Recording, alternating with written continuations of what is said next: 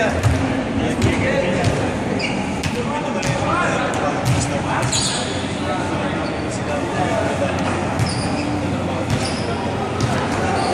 mas mahigit ko. Kasi before ako mag-start ng basketball, natulungan sa tatay ko, nag-aararo, naghanap buhay. Nagpitikang driver ako, naglilinis ako ng bus. Yung isang bus yung 30 pesos lang. Imagine mo, ang isang kotse ngayon, magkano? 100? Oo. Tapos dati 30 lang. Diba? Hindi sa lahat yan. Tapos ang ginagawa, sinusundo ko yung bus. Doon pa lang pagparating. Nasabay ako yung buhating yung mga bigas.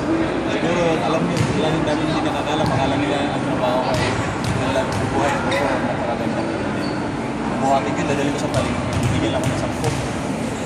Tapos ngayon, naglinis ako ng tapos para makatulong lang sa ating magawa ang paraan ko. Tapos ngayon, naglinis tayo ng laga kami ng baboy. Pero tauhan lang ako.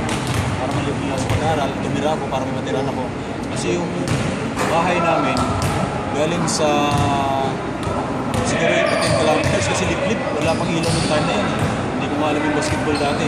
PPP yung time na yun. Tapos, sunod naman, nag-stop ako. Nag-alaga naman ako 45 days na manok. 12,000 na piraso ko lang. 800 lang ang bayan sa akin yung time na yun. Tapos nung ano sa akin, nung nag-start, bago magano ng basketball, yung nag-car was ng class. Pero nung time yung basketball ko ako, yung sapatos ko. Sumasali ako lagi ng liga. Ang sapatos ko nun, yung balat. Sumasali ako tapos ng puti. Yun lang, basta makasali ako. Tapos ang board pa namin dati kahoy. Kahoy lang. Tapos butas-butas pa yung lupa pa. So ngayon, pinagsalita, start ako sa bus. 30 pesos bawat isang bus. Ngayon yung conductor na yun, nagkakilala ko. Yung kuya ko naman, matangkad. Nakilala ko, kuya ko na itim. Nag-study siya varsity siya sa Davao. Kasi ni-recruit siya para mag-varsity sa RMC. Kaya yung ginagawa ko, sabi ko sa driver ko, pwede ako pumunta doon kasi summer. Sabi, sige, pero hindi ka upo, ay tayo ka. 12 hours, from Missouri to Davao. So, ginagawa ko, galing sa bayan, pumunta ko sa barangay namin, 80 kilometers. Akala mo sa nanay ko, sabi, may punta mo na ako na ako. May pera ka ba? Sabi mo, pesos lang. Pesos lang pera ko. Imagine mo, sabi ko, sige, hapon na, alas 6, dito, hapon eh.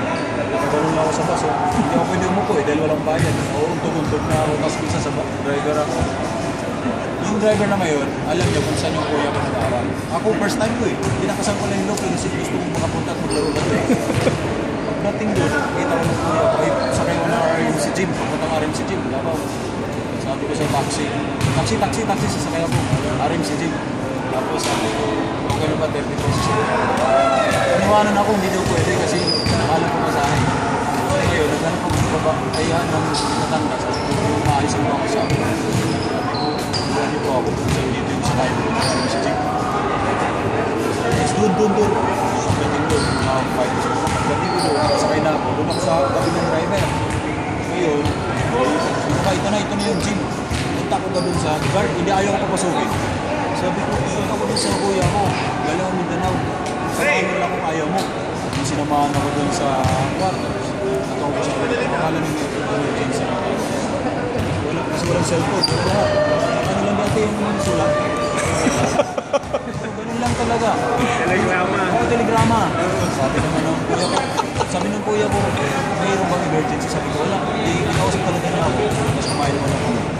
Ang maganda naman doon, yung hapon na yun, may tryouts. Sabi ko, walang gamit. Hindi kami nagpanin sa kuya ko. At least may sapatos siya. Kasi yung ginagawa ko, sapatos. Tapos mayroong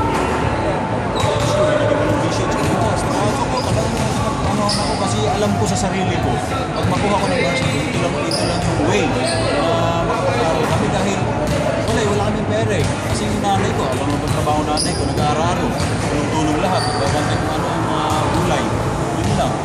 So ngayon, doon nag-start yung kaya sinisipagan ko lagi, ikaw ng practice mo. Natanggap na ako ng ano na yan. Tapos nakuha ko yung World of the Year sa liga na yun. Tapos nakuha ko ako. Kasi ginagawa ko, pero pinagayaan yung sarili ko, iniisip ko yung family ko na makatulong ako. Ako lang yung na kailangan sipagan ko dahil makuha ko ngayong PBA.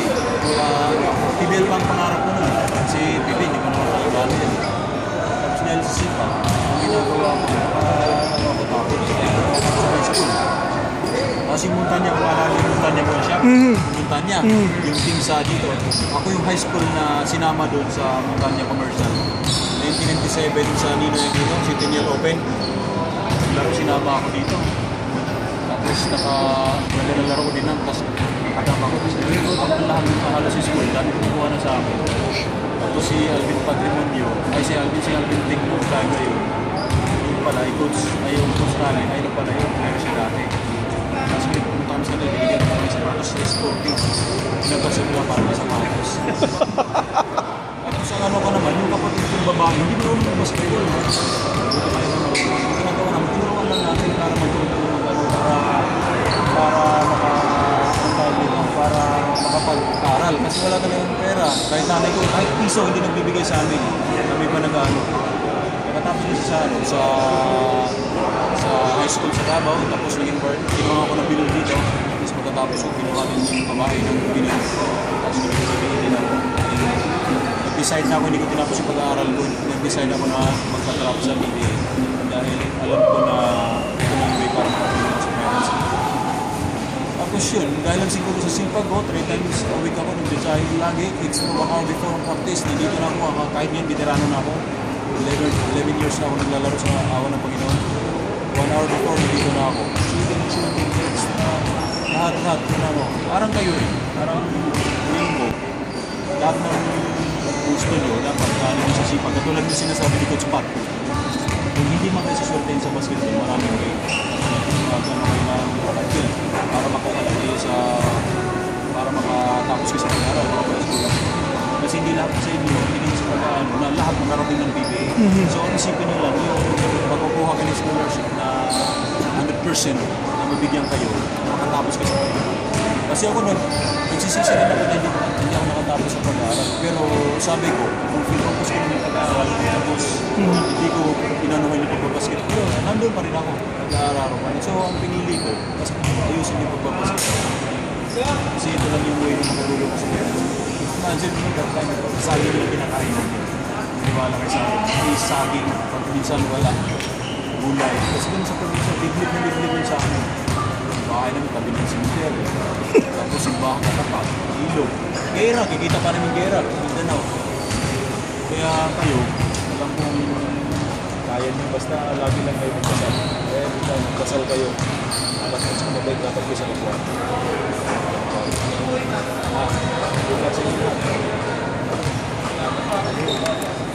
Thank you. Walang kuryente dati nung time sa amin. Si John Lim po, naririnig ko lang sa radyo. Alam mo yung radyo? Transistor. Pinatanggal ko, nilulog sa salita. Yung pala, radyo lang. Talagang, akala nga iba, okay yung buhay namin dati. Dinadaan ko lang sa Alam nyo, si Goy Santeño, sa football siya nakapera. Nakakalaro sila. Alam mo, kung ba sinasabi niya, kahit sikat mo siya, kailangan mo siya. Yung sistema niya, hindi nawawala. Si Sunday, ako ba, tama mo ako, mali ako. Yan, hindi nag-iinom. Hindi naliligaw ninyo. Hindi mo mapapatikim ng alak yan. Birthday ngayon ni Jan. Jan, Kirby. Birthday niya na. Saan dumaan siya? Hindi mo siya mapapatikim ng alak. Ganun siya kadisiplinado. Kundi, nandun na siya kayo na. Nandito na siya sa kung nasaan siya kayo. Malaki yung disiplina, hindi na. 1 hour, nagpapayt lagi. Minsan pag halimbawa alam ko practice night, ang ginagawa ko sa bahay, tulog. Kasi alam ko yung dito lang ako kumukuha ng para sa pamilya ko, para mabuhay. Alam ko lang ang winner sa akin. Pero marami akong natutulungan, may napakakilangan na kausawan ko. Siyempre blessing ko siya, pero hindi lahat. Pero natapos, yun yung isa nakapasakay na ng Siman. Yung sister ko na tulungan ko, nasa Singapore na nagtrabaho. Yung bayaw ko natapos naman. Mabait din sa kapwa. Pero huwag kayo ito, aral ang importante mag-aaral. Kung wala kayo sa pagbabasketball, sa ibang paraan. Wala kayo Lahat tayo may ano, mangarap tayo habang mangarap.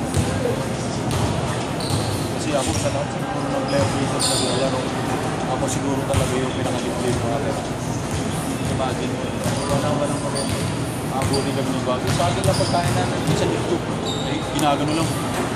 Para lang may laman ng tiyan. Surigao del Sol. Lip-lip.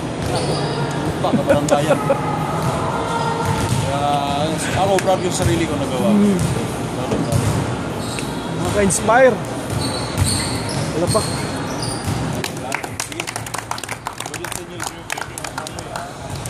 Si Kirby, sanag na ba?